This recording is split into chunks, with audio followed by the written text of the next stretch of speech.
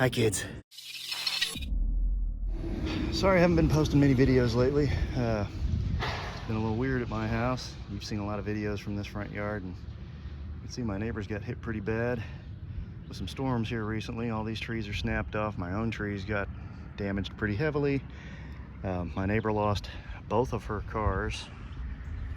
My other neighbor lost the car and part of their house. So it's been crazy around here. We've also had just a lot of family drama, medical type stuff.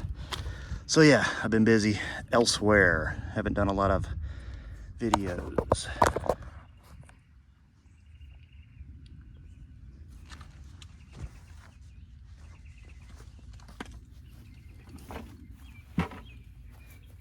But today we're gonna try to tackle some stuff that I've been wanting to do to this side of the car. I have a junkyard axle in here just because I wanted to try out a junkyard axle, an OEM junkyard axle. And it's starting to make a bunch of noise. So we're gonna replace that, and while we're at it, we're also gonna replace that strut with the rebuilt one I did a few videos ago. Let's see how that goes. Start with my big piece of plywood.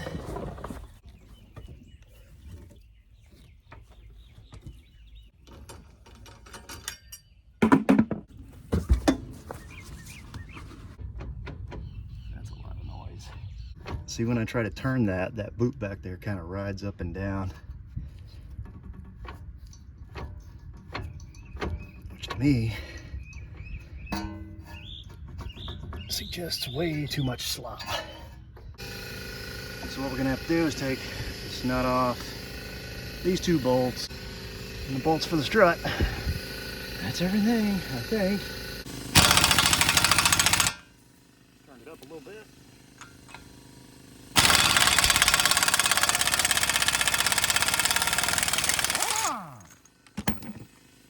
Next, I'm gonna unhook this, which is the speed sensor, because I am really bad about forgetting to unhook this, and then when I take everything loose, it rips it apart. And I'm missing a speed sensor. Speed sensor bolt in the bucket. And there's the speed sensor. Instead of unbolting everything this time, I'm just taking these plastic connectors loose, and then we'll stash it up here in this hole out of the way. All right, try and give you guys some different angles this time.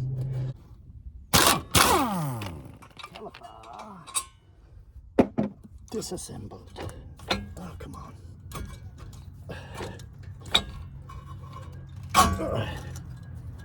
Let's go ahead and unhook that, because if I don't, I'm gonna mess up my brake line.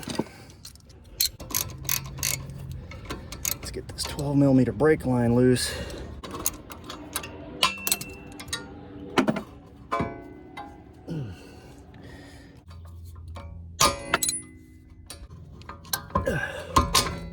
All right, strut is loose.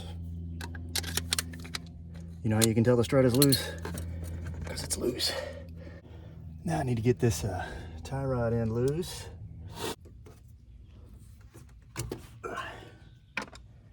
Let's hit that 19, this 19.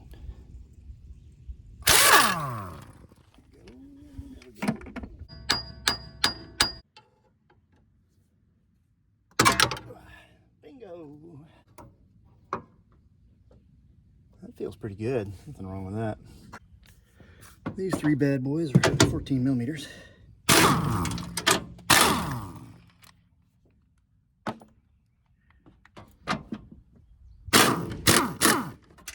That's it. All right. And there she is, one OEM original 20-year-old strut. Look at all the room we've got to mess around with this junk now. At this point, I'm gonna go ahead and pull that axle.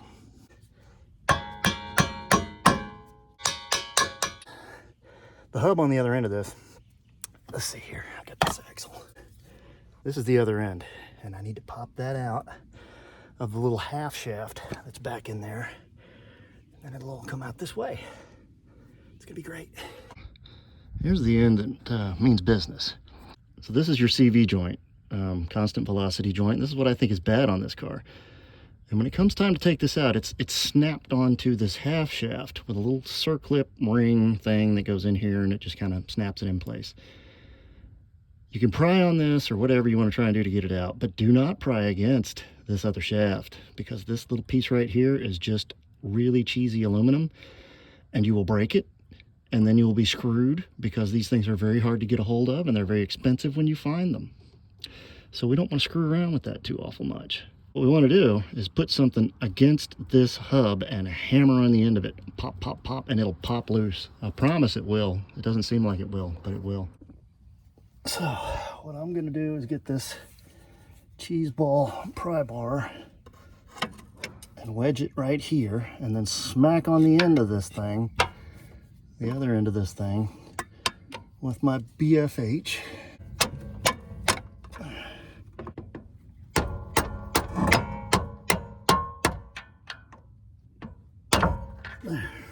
See how that works?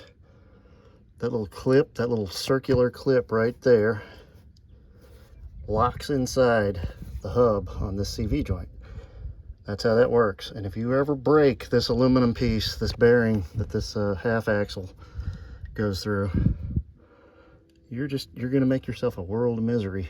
It's not hard to change, but it is very difficult to find. See?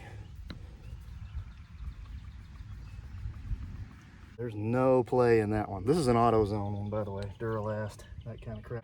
I thought about doing the lower control arm, but it's gonna take a minute. And I just don't have the time today. Now when you shove that in there, it just slides back on those splines, and you want to be sure that it locks into that little ring we were looking at before. Okay, that one's locked in. Give it a tug, make sure it's all good.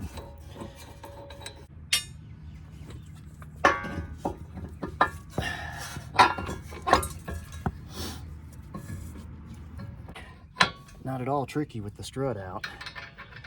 Put this nut on here so the stuff doesn't all fall apart while I'm working on it. And we'll put the strut in. Now, if you look on the top of this, you're going to see a little R. There's a little L over here. If it's going on the right-hand side of the car, this needs to point to the right. That's going to tell you how to set this up. This one is not pointing that way. So let's turn it on around. Get this thing roughly aligned.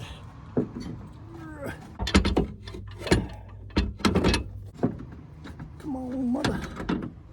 Come on, nope. This is easier to do with two people, but one people can do it.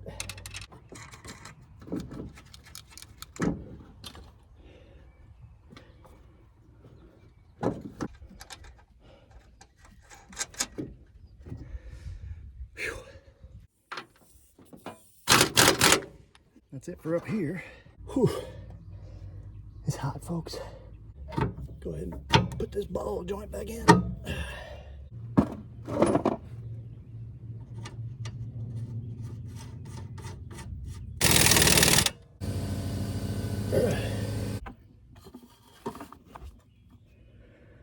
Now, because I like you guys so much, I'm going to take this apart and do it again to show you, because this is something that people think is just impossible. And it isn't. It just requires you to be more persistent than the forces you're wrestling with. So if we take that out, right, here's our junk, nothing's matching up. Oh my God, what am I going to do? Watch. By using this spud wrench, I got to get this hole all the way down to there, a couple of inches, right? So take my shoe and put it on the studs for the hub and just bounce on it. See? It's not as tricky as it seems. There's really not any magic to it. So the further you can work the spud into the hole, the more these are going to line up. See? I use my extension. Pull that out. put it down here.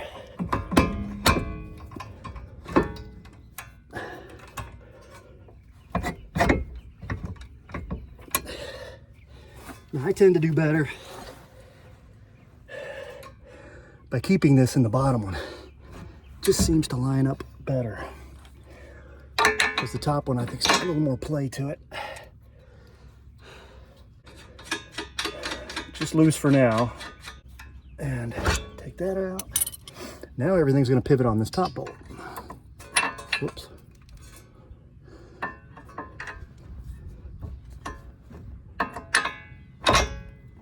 See there?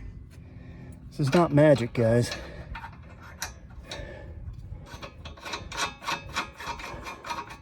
It's just, sometimes this stuff requires a lot of thinking, and sometimes it just requires an attack. This is one that requires an attack. Now, technically, you should not torque any of this stuff until you have the wheels on and it's on the ground and under weight. But what I'm going to do instead is put a jack under it and jack this arm up to simulate having weight on it, and then I'm going to torque these down. Caliper. Had to disassemble that to get it to go back together. Sometimes that's what you got to do with brakes.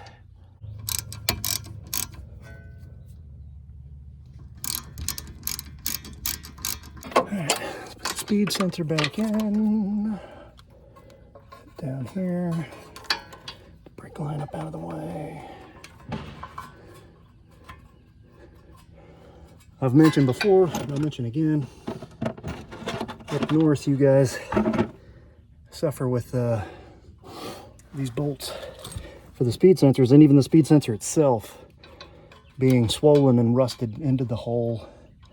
And I hate it for you guys. You guys might want to keep like a spare knuckle handy.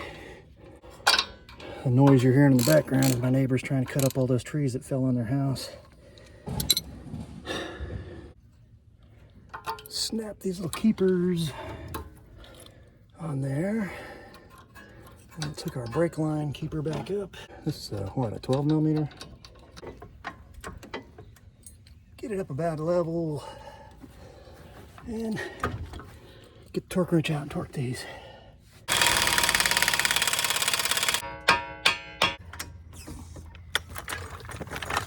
I also want to do the lower control arms, which I didn't get to today because it's just too hot. Alright kids, gonna give her a quick spin up the block to see if she feels any different. I had to put an air compressor in the Odyssey, that went out. And I actually shot a video for that, and half of it got lost, and it just wasn't worth putting back together for you. And I've already shown you a video on how to replace a compressor. It's not that different on the Odyssey. Probably a little easier on the Odyssey if you take the radiator fans out. It really wasn't difficult. So there's been all these little things that have come up that have just gotten in the way, and haven't done a lot of videos. But I figured I'd do one today on replacing an axle and putting in one of those struts that I rebuilt. And I've also got, in the future, I'm going to be doing lower control arms. You eating my grass?